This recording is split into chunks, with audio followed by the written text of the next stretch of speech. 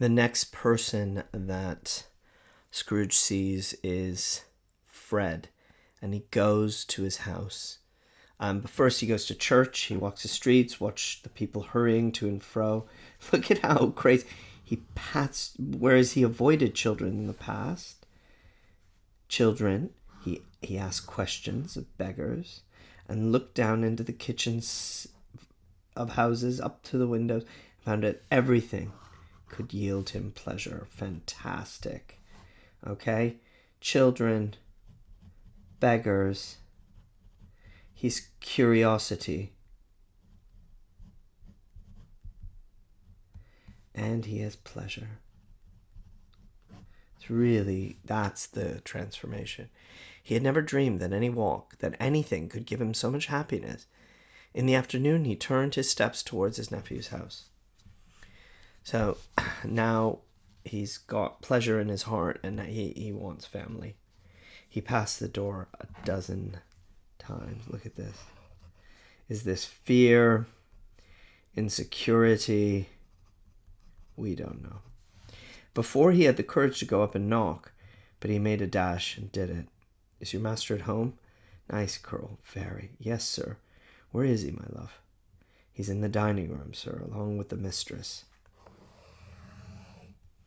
I'll show you upstairs, if you please. Thank ye. Thank ye. He knows me, said Scrooge, with his hand already on the dining room lock. I'll go in here, my dear. This is from his visions. He knows. He knows where they are. He turned it gently and sidled his face in round the door. They were looking at the table, which was spread out in great array, just a lot of stuff out there.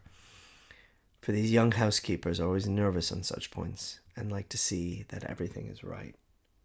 Fred, said Scrooge. Dear heart alive, how his niece by marriage started. Scared. Surprised. Maybe shocked. Scrooge had forgotten for the moment about her sitting in the corner with the footstool, or he wouldn't have done it on any account. Remember, he knows this scene. He has seen it. Why, bless my soul, who's that? It's I, your Uncle Scrooge. I've come to dinner. Will you let me in, Fred? Will you let me in, Fred? It's such a powerful phrase, because he says, will you let me into your house? Will you let me into your heart? Will you let me into the family? Will you let me in? Let him in? Are you joking? And it's mercy, he didn't shake his arm off. He was at home in 5 minutes. Nothing could be harder. His niece looked just the same. So did Topper when he came. So did the plump sister when he came. She came. So did everyone when they came. Wonderful party.